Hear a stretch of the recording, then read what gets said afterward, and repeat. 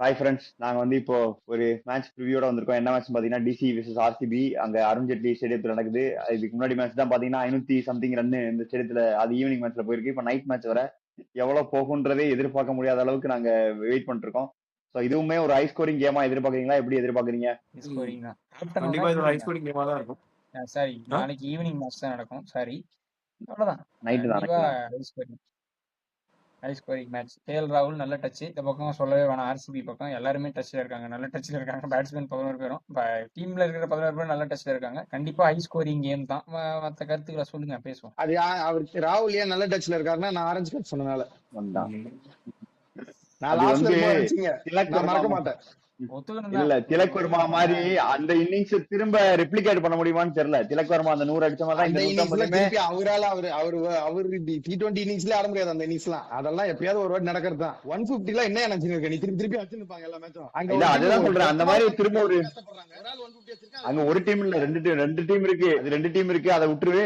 அது நம்ம அப்புறம் பேசி அது வேற இதுல பேசிக்கலாம். ஆனா கேஎல் ராகுல் ஆனா நல்ல டச்ல இருக்காரு, கிரிக்கெட்டிங் சார்ஸ் நல்லா ஆடுறாரு. ஆனா அந்த இதுக்கு முன்னாடி அந்த ஆர்சிபி பிச்சில் நடந்த டிசி மேட்ச்லயுமே கேசல் உடல் டேக் ஆன் பண்ணி 50 ரன் அடிச்சிருக்காரு. கேஎல் ராகுல் கிட்ட ஒரு இது இருக்கு. நான் ப்ரிவியூல பேசும்போதே சொன்னேன், கேஎல் ராகுல் வந்து ஃபர்ஸ்ட் இன்னிங்ஸ் ஆடினா அடிப்பாருன்னு. அதே மாதிரி அடிச்சாரு. இன்னைக்குமே நாளைக்குமே அடிப்பாருன்னு எனக்கு தோணுது. என்னோட அடுத்த எய்ம் நாங்க இலக்க நோக்கி போயிட்டு இருக்கோம். ஏன்னா அபிஷேக் சர்மா நேத்து எங்களை தாண்டிட்டார். அவர்கிட்ட இருந்து பாருங்க பிடிக்கிட்டு வரணும். நாங்க போய் தம்பி இருப்பா, பின்னாடி நாங்களும் இருக்கோம், வருவோம். பின்னாடி வருவோம். எல்லா மேட்சும் கேட்ச் வேற விட்டுக்கிட்டு இருக்காங்க, சும்மா கிடையாது. சிஎஸ்கேவோட விளாண்டா கேட்ச் விடுறாங்க, ஜிடியோட விளாண்டா கேட்ச் விடுறாங்க, யாரு கூட விளாண்டாலும் கேட்ச் விடுறாங்க. டெல்லியில மேட்ச் தானே, டெல்லியில தானே மேட்ச், அருண் ஜெட்லி ஸ்டேடியம்ல மேட்ச். 10 மேட்ச் ஆடி இருக்காங்க.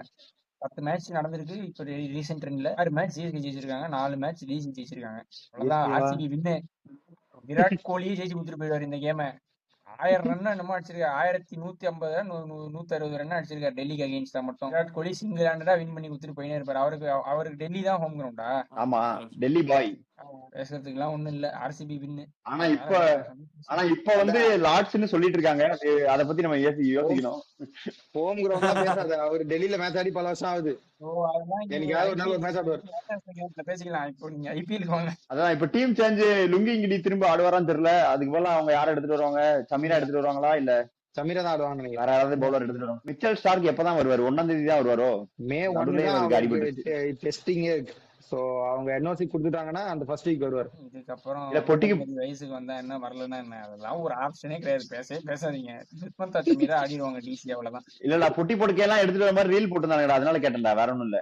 தோனி ஆடுறதுனா டெய்லி ரீல் போடுறாங்க, பிராக்டிஸ் பண்றத. ஆடுறாரு டீம்ல இல்ல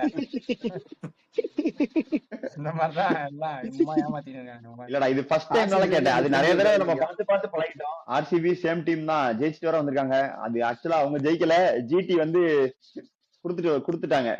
அது நிறைய தப்புகள் பண்ணி. பட் ஆனாலும் ஜெயிச்சு ஒரு மொமெண்டம்ல வராங்க. டிசி வந்து ஒரு எப்படி சொல்றது, கான்பிடன்ஸே இல்லாம தான் வருவாங்க. 264 அடிச்சு நம்ம ஒருத்தன் சேஸ் பண்ணிருக்கான். இதுக்கப்புறம் நம்ம இந்த ஐபிஎல்ல கண்டென்ட் பண்ண வேண்டாம் அப்படின்ற டெசிஷன் இந்நேரம் டிசி எடுத்திருப்பாங்க. அத்தனை தவறுகள் பண்ணி அந்த மேட்சை கையில இருந்து விட்டாங்க வெளியே. இல்ல ரெண்டே தவறு தான்டா அது. கருண் நாயர் பண்ணதுதான் ரெண்டு தவறு தான். கருண் மட்டும் வெளியவே நீ விருப்பா இம்பாக்ட்ல இருந்து அப்படியே வெளியவே இருந்துருவாங்க. மத்தபடி அப்படியே ஆடிடுவாங்க அவங்க. இன்னொரு பாயிண்ட் இருக்கு. ஸ்டவன் எப்படி வந்து நம்ம டீமோட எக்ஸலன்ட் கேச்சர் பத்தி பேசுறாரோ, அவரோட ஈக்குவலா போட்டி கொடுக்கிற ஒரு கேச்சர் அங்க இருக்காரு அந்த டீம்ல, சஷாங்க் சிங். தூபேக்கு ஈக்குவலா.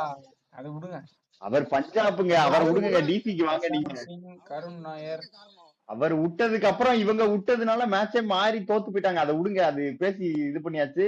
இப்ப டிசிக்கு வருவோம். டிசில வந்து கருணாயரை உட்கார வச்சிருவாங்க. ஃபீல்டிங் வேணாம் பண்ணியே அப்படின்னு, பண்ணதே போதும் இது வரைக்கும் அப்படின்னு. மத்தபடி அதே இந்த லுங்கிங்கிரிக்கு பதிலா சமீராவை மட்டும் ஆடிடுவாங்க. மத்தபடி சேஞ்ச் இருக்காது. பேட்டிங்கும் உங்களுக்கு பயங்கரமா கிளிக் ஆயிடுச்சு அந்த மேட்ச். நிதிஷ் ராணாவும் ரன்ஸுக்கு வந்துட்டாரு. அதனால இதுவும் ஒரு நல்ல கான்டெஸ்டா இருக்கும். ரெண்டு டீமும் நல்லா பவர்ஃபுல் பேட்டிங் இருக்காங்க. டாஸ் ஜெயிச்சா என்ன பண்ணும்? எந்த டீம் என்ன பண்ணும்? டாஸ் ஜெயிக்கிற டீம் என்ன பண்ணும்? பவுலிங். இங்க பவுலிங் தான். ஆமா, 265 சேஸ் பண்ணதுக்கு அப்புறம் நீ இந்த கேள்வி வேற கேட்பியா? நீ எல்லாம் கேட்கணும். ஒரு இதுனா எப்படி கேட்கணும்? இந்த பாயிண்ட் கேட்கணும். அவ்வளவுதான். டாஸ் ஜெயிச்சா என்ன பண்ணணும், யாருக்கு ப்ரெடிக்ஷன் அப்படின்னு போயிடணும்.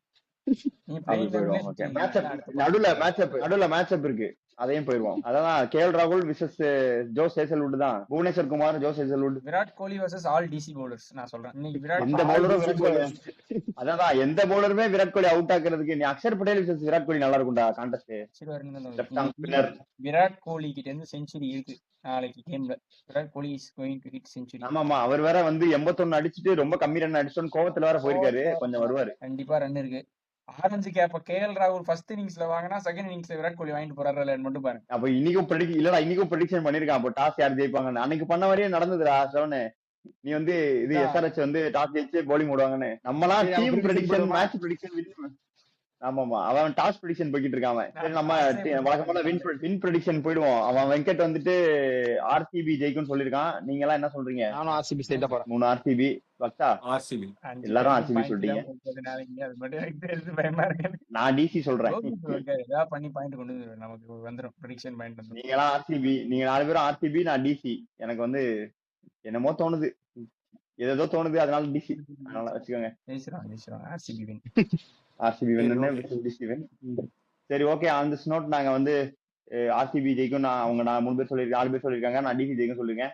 என்ன நடக்குதுன்னு பாக்கலாம். நான் வந்து நிறைய ப்ரெடிக்ஷன் தப்பா போயிட்டு இருக்கேன். சரி, இருந்தாலும் ரிஸ்க் எடுப்போம் அப்படின்ற மாதிரி போயிருக்கேன். சரி, பார்க்கலாம். அடுத்த மேட்ச் முடிஞ்ச மேட்ச் ரிவ்யூல வந்து சந்திக்கிறோம்.